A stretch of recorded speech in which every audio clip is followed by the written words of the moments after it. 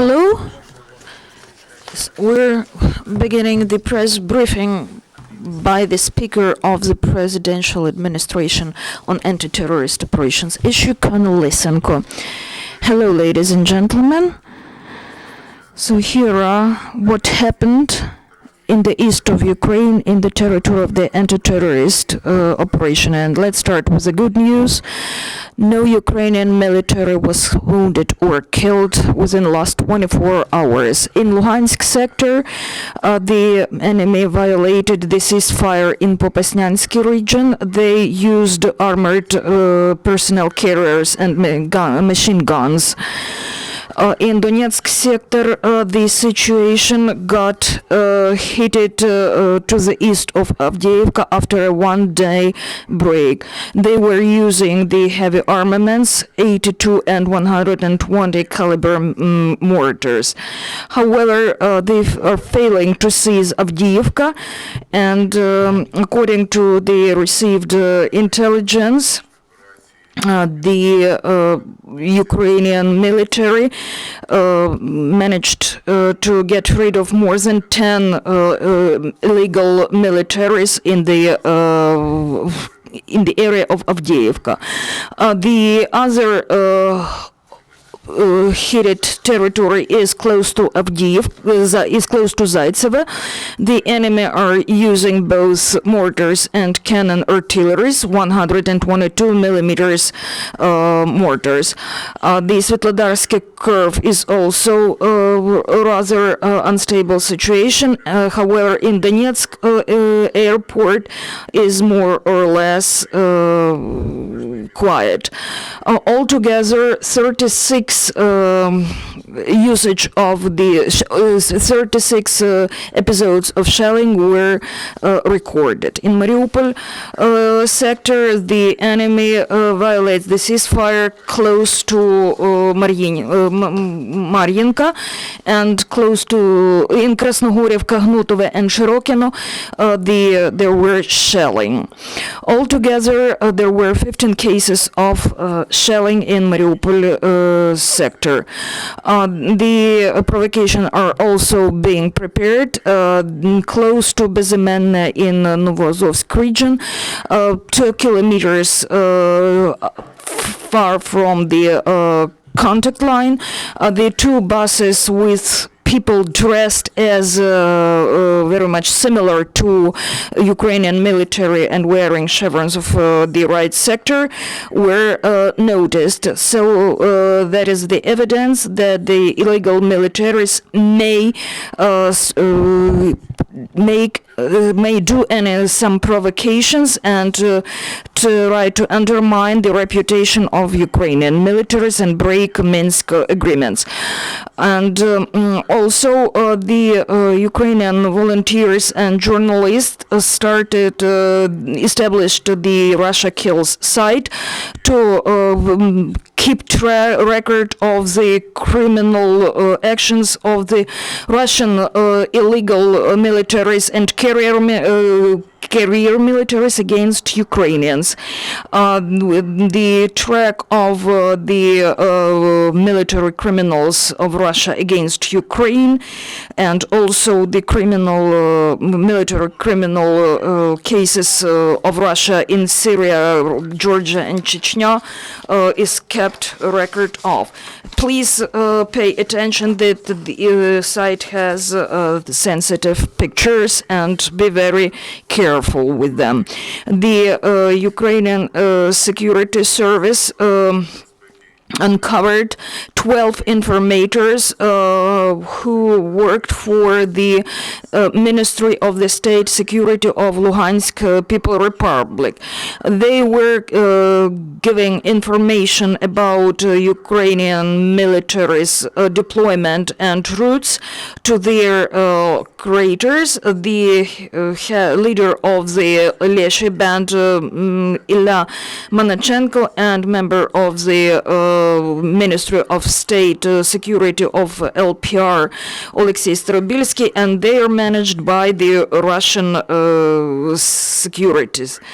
And one of their main tasks was the winning over Ukrainian militaries, and you are welcome to follow the record of the Ukrainian officer who was tried to be won over. However, they failed. So those who contacted me told me that they were working for Russian military, and I was offered to start hidden cooperation, and I was given tasks to collect intelligence, in particular on plans of Ukrainian military in anti-terrorist operation territories.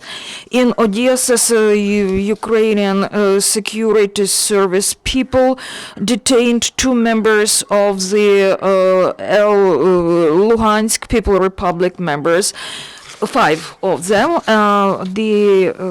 They had to attack one of the jails, and also blow the participants of the religious event.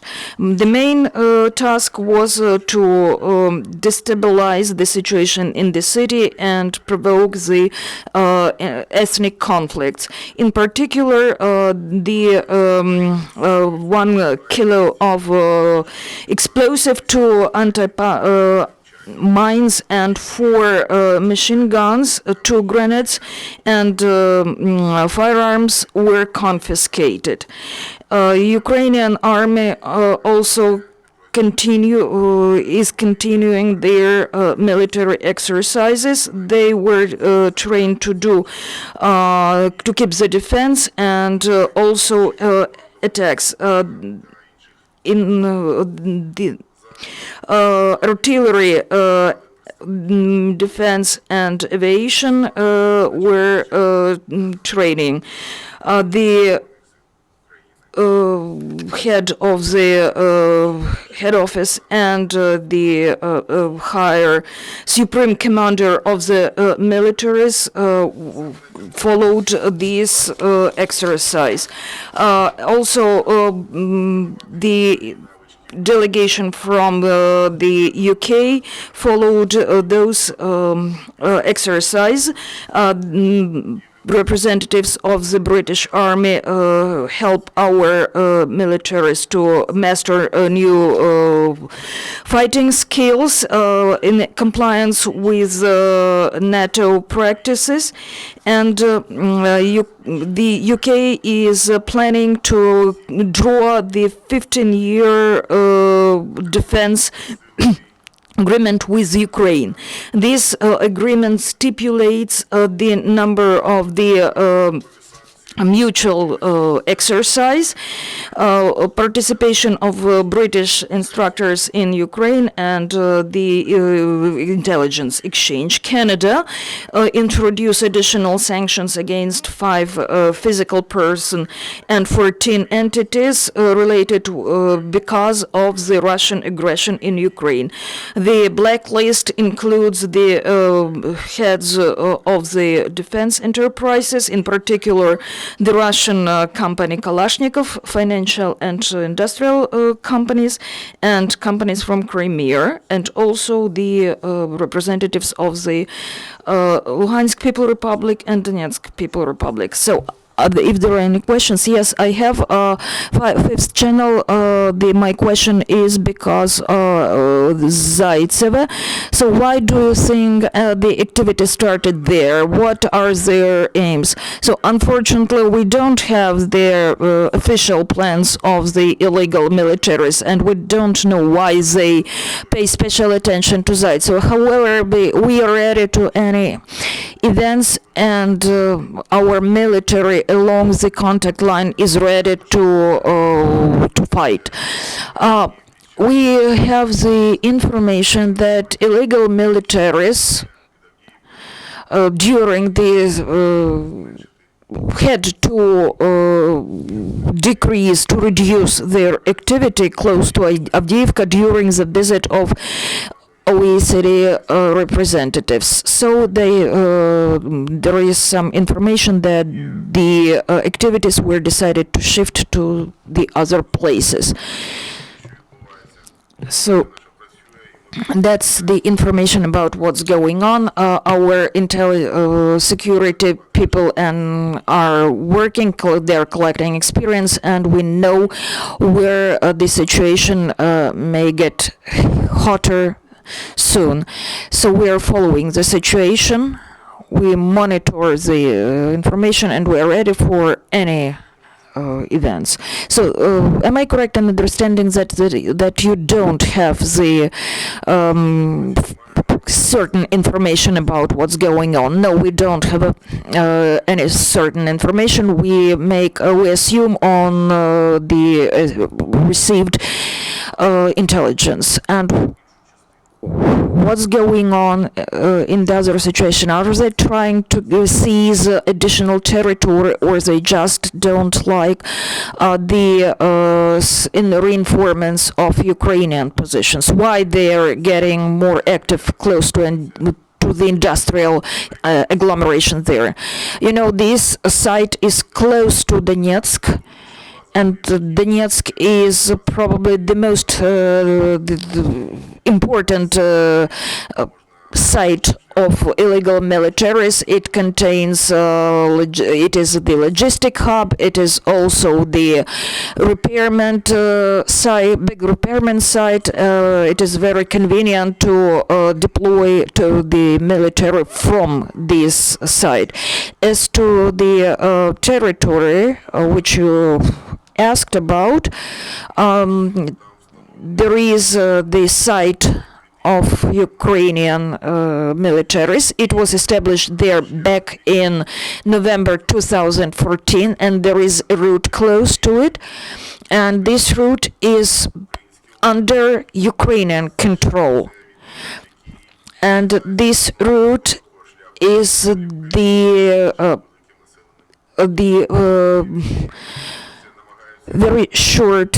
It is the part of this route which is controlled, very short part of this route controlled by Ukrainians. So we think that they try to get to seize control on this territory. That is why we think that they're putting pressure in that territory. However, they're failing, and let me assure you that we have very good engineering fortification there, and we're sure that they will fail if they attack there. So, is it the most convenient? Am I correct? Yes, it is the shortest route. It is the territory controlled by Ukraine, and it is a couple of tenths of kilometers. So 92nd Brigade complained that they were not paid their reimbursement. Do you know anything about that? And unfortunately, I don't have enough information. But however, I'm sure that they will be paid everything which we owe them. Do you have any information why there are delays in payment? No, I have no information. My another question is, well, let's take, for example, the situation of the fire contact. How is it, how we keep record of those firing contacts in order to calculate the remuneration of Ukrainian militaries, or shelling to be taken into account to properly calculate the remuneration? You know, we don't have any time-based criteria. If there is firing, and if our military have to fire back, it is considered to be the military encounter, fire encounter, regardless of the time length. For example, last week there were 2 military clenches. It was 2 waves. We were lucky to fight back and keep the control. Each military clench is recorded in the special log, and the commander who is responsible for this sector, the territory, is responsible for entering in the recording. So is firing considered to be the clench? No, firing is firing and clench is clench. If the firing is close enough to be considered the clench, then it is considered to be a clench. If they're close enough to fire back, then it is considered to be the clench, and they're specially reimbursed. Are they our militaries paid extra for firing? Yes, they are. However, I don't know the exact numbers and tariffs. Thank you. Are there any more questions? No. Thank you. Goodbye.